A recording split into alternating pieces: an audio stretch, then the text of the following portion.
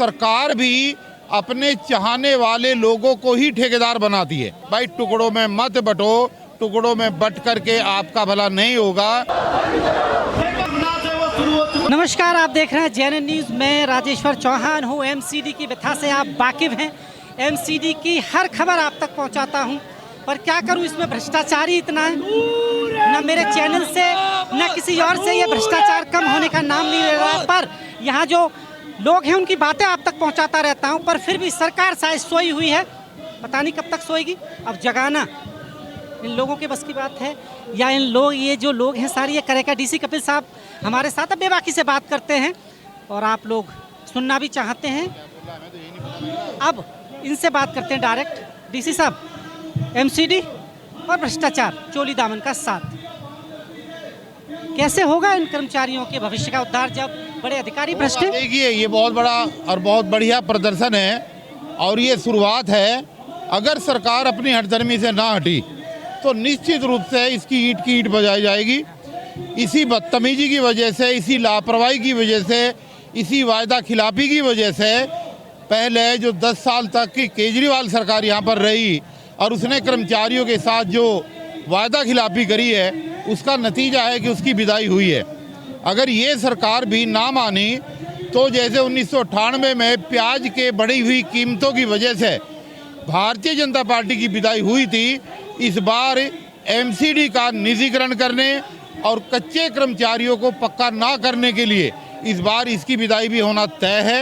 इसलिए आज से अगर ये नहीं चेतते हैं, अगर इनकी आंखें नहीं खुलती हैं, तो ये प्रदर्शन दिन प्रतिदिन बढ़ेगा और बढ़ कर के ये निश्चित रूप से जो कच्चे कर्मचारी हैं उनको राहत दिलाई जाएगी।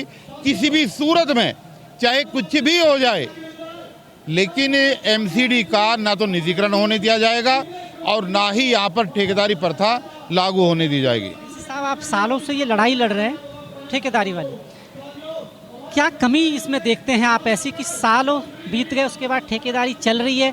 जब इनका मन होता है सरकार का, जैसे कि अभी अगर बात करें हम, तो हर जोन में 50 लोग ठेकेदारी पे दे दिए गए हैं और भ्रष्टाचार एक अलग आलम में। ठेकेदारी लाना, भ्रष्टाचार को बढ़ावा देना, उनसे पैसे वसूले जा रहे हैं उन लोगों से। देखिए, ठेकेदारी प्रथा से सरकार को, राजनेताओं को, अधिकारियों को, ठेकेदारों को, ये जो तीनों की तिगड़ी है, इन तीनों को बहुत बड़ा लाभ होता है।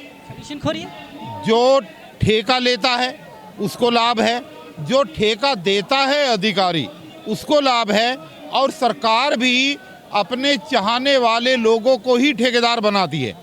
ठीक है, जो कर्मचारी पक्के हो जाते हैं विभाग के अंदर, उनकी तो सैलरी उनके अकाउंट में आती है। जो सैलरी उनके अकाउंट में आती है वो सैलरी उनकी, उनके परिवार की, उनके परिवार के बच्चों के, परिवार के भरण पोषण के लिए इस्तेमाल होती है। लेकिन जो ठेकेदारी प्रथा पर लोग आते हैं, वहाँ पर एक एक कर्मचारी के लिए सरकार की तरफ से सैंक्शन 30-30 हज़ार रुपये होते हैं और कर्मचारी के हाथ में, कर्मचारी के पल्ले में मात्र 15 हज़ार रुपये आते हैं। तो जो बचा हुआ 15 हज़ार रुपया है वो ठेकेदारों की जेब में जाता है, राजनेताओं की जेब में जाता है, और यहाँ के जो सरकारी अधिकारी होते हैं, ये जो तिगड़ी है, इस तिगड़ी के हाथों में वो पैसा जाता है। सवाल ये है कि सरकारी नौकरी एमसीडी में जो है वो भी सरकारी कहीं ना कहीं नहीं है। देखा जाए उनके अगर बेनिफिट ही नहीं मिलेंगे, रिटायरमेंट पैसे के लिए किसी थर्ड पार्टी को पैसा देना पड़ेगा, तो काहे की सरकारी है। अब जो डर है वो डर अब ये है कि अभी तो ये बाहर से भर्ती करके लोगों को बढ़ा रहे हैं, लेकिन हमें डर इस बात का है कि जो हमारे 25,000 कर्मचारी पिछले 30 साल से यहाँ पर काम कर रहे हैं, जिन्होंने अपना पूरा जीवन, पूरी जवानी इस विभाग को दे दी है, जो छोटी सी उम्र में यहाँ पर सफाई के पेशे से जुड़े थे और पूरा जीवन उन्होंने लगा दिया है, इसलिए हमें अंदेशा ये है कि आने वाले टाइम में ठेकेदारी प्रथा के तहत इन्हीं ठेकेदारों को मजबूत करने के लिए ये कच्चे कर्मचारियों को भी ठेकेदारी प्रथा के अंदर ले आएंगे। और अगर ये ऐसा करते हैं तो उस कर्मचारी का भविष्य खराब हो जाएगा, जो 30 साल से उम्मीद कर रहा है कि कब वो समय आएगा जब मैं पक्का हूँगा, जब मुझे पेंशन मिलेगी, जब मुझे टर्मिनल बेनिफिट मिलेगा, जब मुझे मेडिकल सुविधा मिलेगी, कब मेरे बच्चों की शादियाँ होगी, उस पैसे से मैं अपना मकान बनाऊँगा, दुकान बनाऊँगा, अपना बुढ़ापा सुधारूँगा। उन सब की इच्छाओं पर, उन सब के सपनों पर पानी फिर जाएगा अगर ये ठेकेदारी प्रथा इसी तरीके से यहाँ पर पाँव पसारती रही। इसलिए हमारे सामने फिलहाल जो चुनौती है वो कच्चे कर्मचारियों को ठेकेदारी प्रथा में ना जा पाए उनको रोकने की चुनौती है। सरकार कैसे समझेगी ये बात, क्योंकि 18 मार्च से एक धरना चल रहा है, देखिए। 18 मार्च से धरना चल रहा है, अभी तक सरकार ने उसका संज्ञान नहीं लिया, क्या होगा ऐसा? ये हमारे नेताओं की नासमझी है जो अलग अलग टुकड़ों में प्रदर्शन कर रहे हैं, धरने दे रहे हैं। एक ग्रुप धरना दे करके बैठा हुआ है, दूसरे ग्रुप का कल प्रदर्शन था, कुछ साथियों का आज है। तो ये जो टुकड़ों में हो रहा है, सरकार शायद इसी का फायदा उठा रही है। टुकड़ों में हमारे बंटवारे का लाभ सरकार ले रही है।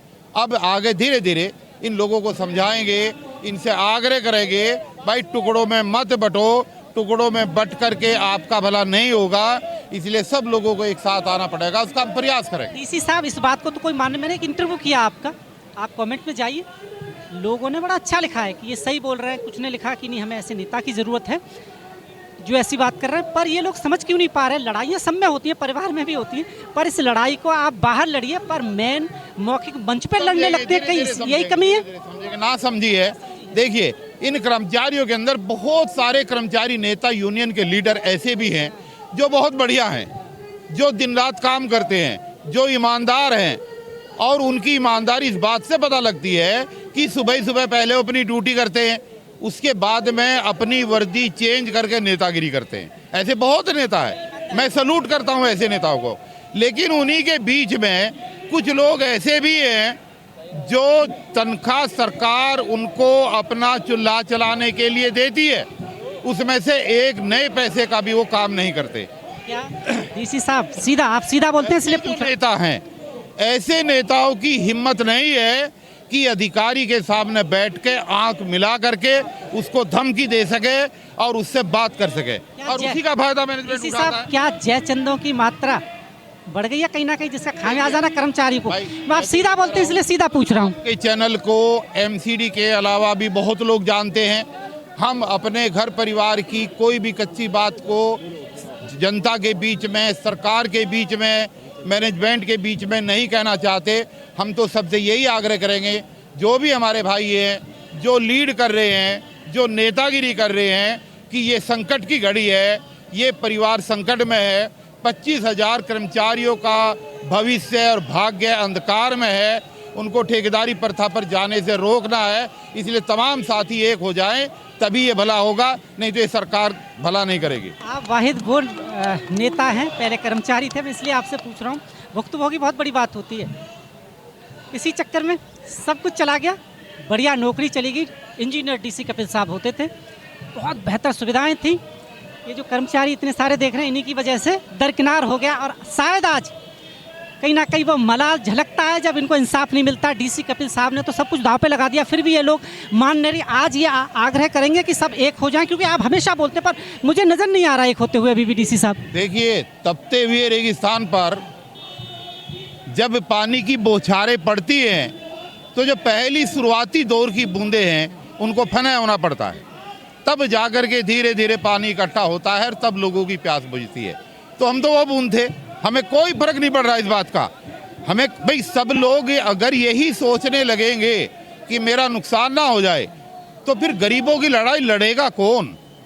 अगर बाबा साहब ने भी यही सोचा होता, माता रमाबाई ने अपने 4-4 बच्चों की कुर्बानी दे करके हम लोगों को संविधान दिया, बाबा साहब को पढ़ाया, बाबा साहब ने हमें अधिकार दिए, अच्छे कपड़े पहनने को मिले, दिल्ली जैसे शहर में रहने को मिला। अगर उन्होंने भी यही सोचा होता, हमारे महापुरुषों ने भी अगर संघर्ष करते हुए यही सोचा होता, तो आज क्या हम लोग यहाँ पर खड़े होते? इसलिए हमारा फर्ज ये बैठता है, हमारा चाहे पर्सनल कितना ही नुकसान हो जाए, लेकिन हमारे भाइयों का भला होना चाहिए, हमारी माताओं का, हमारी बहनों का, हमारे बुजुर्गों का, जो 25 साल से 30 साल से नौकरी कर रहे हैं, उनका भला होना चाहिए। उसके लिए हम संघर्ष करेंगे, आखिरी दम तक करेंगे और करते रहेंगे। बहुत बहुत धन्यवाद डीसी। Thank you.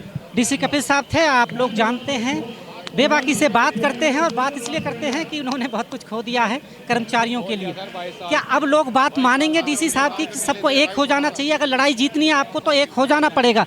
आप देख लीजिए, ये वही कर्मचारी हैं। संघर्ष की कहानी बड़ी लंबी होती है, संघर्ष जारी है। आप देख रहे हैं JNN न्यूज़, बहुत बहुत धन्यवाद।